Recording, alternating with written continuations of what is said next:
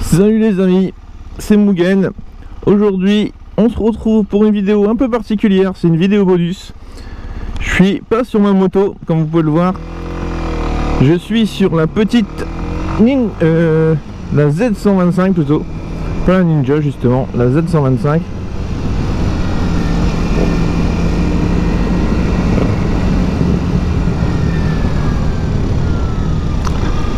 Donc je fais un petit test parce que j'avais envie de l'essayer depuis le temps. Donc position de conduite, donc je vais faire les points vite fait, hein. Position de conduite, c'est à peu près la même chose que sur la mienne, en plus étroit on va dire. On est plus les bras plus proches que sur l'Air Stunt. Par contre au niveau de la patate, ça en a un peu plus quand même.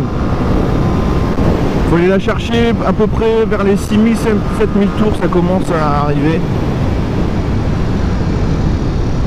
Donc là, elle a que 4 km, donc il m'a dit d'y aller pas trop brusque non plus. Donc je vais essayer de faire attention quand même. Au niveau de la selle, c'est confortable. J'ai pas à me plaindre par rapport à la MT ou la Duke que j'avais essayé. Là c'est agréable. Le compteur c'est pareil, c'est petit, mais bon, ça met les informations qu'on a besoin, il n'y a pas besoin de plus. Au niveau de la vitesse, ça monte quand même assez vite. C'est assez agréable là-dessus. Là, je suis à 100 km/h. Je suis à 9000 tours. Je suis à 104.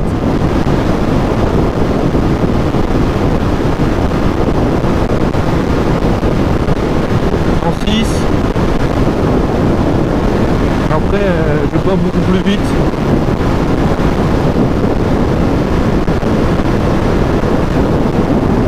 Profite du beau temps surtout pour faire les tests comme ça. On va tourner à Mathieu. Ça, on va rouler un peu, ça sera plus facile pour parler. Donc pour l'instant la vie est plutôt bon par rapport à d'autres que j'ai essayé. Celle-là est pas mal. Après c'est toujours après, pour les grandes personnes, vous n'êtes pas gêné avec le réservoir, donc ça c'est à prendre en compte parce que c'est vraiment, vous avez un vide en fait. Après elle fait fine hein, quand même, ça faut pas se mentir. Elle a qu'un réservoir de 11 litres je crois, ce que j'ai vu. Donc bon, mais bon, pour le tarif, est-ce que ça le mérite ou pas? Je ne saurais pas vous dire franchement par rapport à d'autres motos dites chinoises. Elle est pas mal hein, ça je dis pas le contraire, c'est quand même une bonne surprise. C'est vrai que j'aurais pu me laisser tenter à la base, de toute façon je voulais me laisser tenter. Je voulais, pendant un moment je savais pas trop si j'allais changer de moto ou pas à la Air Stunt. Donc après par contre là, le pot d'échappement c'est un truc à changer absolument parce qu'on entend que dalle. Donc même au niveau sécurité c'est pas très sécuritaire je trouve. Le fait de pas entendre un motard, je trouve ça dangereux même. Après bon, chacun se fera son opinion sur la question.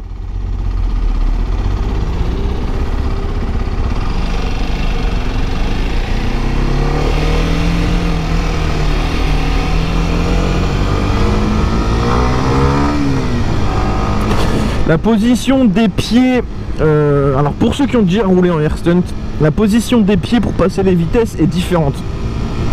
Je m'explique. Vous avez les pieds forcément pareil parce que c'est un roadster, mais l'embrayage est beaucoup plus proche de vos pieds, donc en fait vous devez tourner le pied plus en avant pour être bien placé, pour bien passer vos vitesses.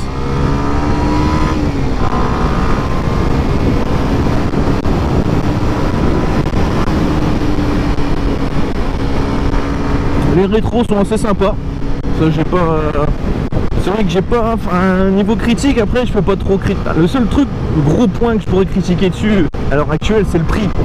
Maintenant on sait très bien que dès qu'on part sur de la marque constructeur, avec le fait que le SAV soit plus répondant, et bon après j'ai pas en vérifié mais je pense que ça soit quand même le cas, ben, c'est normal que ça soit un petit peu plus cher là-dessus. Maintenant, un tel écart de prix, est-ce que c'est justifiable ou pas? C'est surtout cette question-là. Est-ce qu'on peut justifier un tel écart de prix? Ça, je pense pas.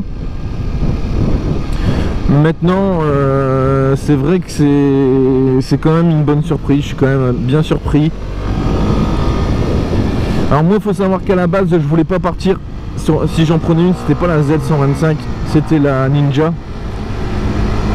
Mais est-ce que la Ninja au niveau position de conduite, elle m'aurait convenu? Je suis pas sûr. Là, ce qui est bien, c'est que par rapport à la MT, vous n'êtes pas trop droit. La MT, vous êtes vraiment trop droit. Moi, ça me gêne en fait d'être trop droit. Là, je suis un peu posé sur le guidon. Et ben du coup, je me sens tout de suite plus à l'aise. Donc je sais que par exemple, si je devais passer le gros cube, je partirais plus sur une Kawa. Pour commencer, en débutant, je partirais sur une Kawa.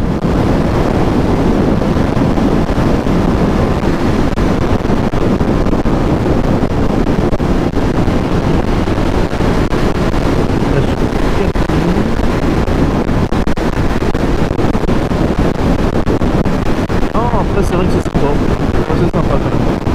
J'ai pas à dire, c'est sympa.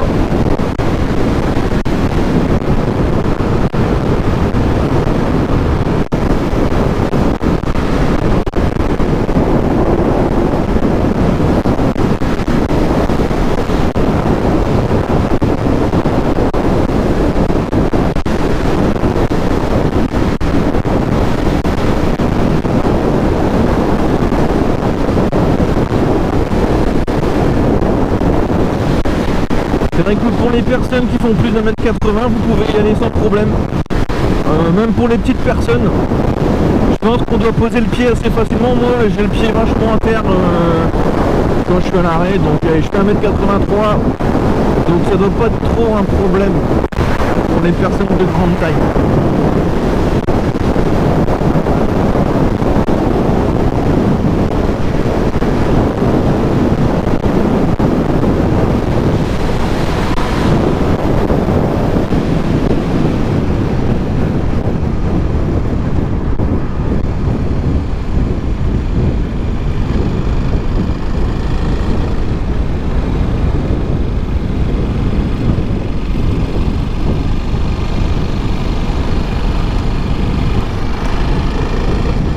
On est assez facilement aussi en confiance dessus.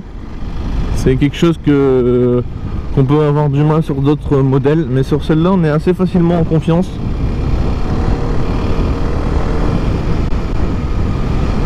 On prend vite le pas dessus en fait. On sent qu'on peut y aller, qu'elle va pas nous trahir façon de parler. Là où par exemple la MT j'étais moins en confiance dessus. Si jamais vous voulez que je fasse d'autres tests sur d'autres motos, vous le mettez en commentaire, j'en ferai. Donc là c'était la petite Z125. Voilà, là en rodage, donc après niveau performance c'est pas non plus faut pas s'attendre à avoir la pleine puissance entre guillemets du véhicule vu qu'elle est en rodage.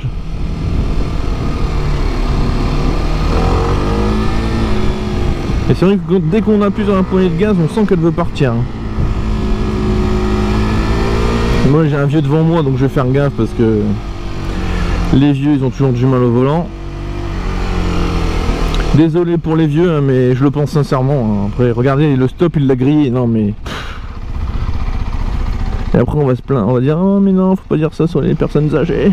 Ils sont gentils les personnes âgées. Oui, ils sont gentils. Mais ils font pas très attention.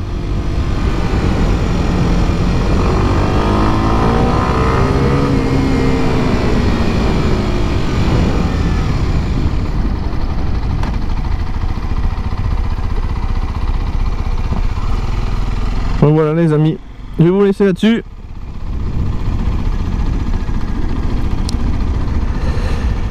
Je vous fais un gros V, on se dit à la prochaine. Allez, salut!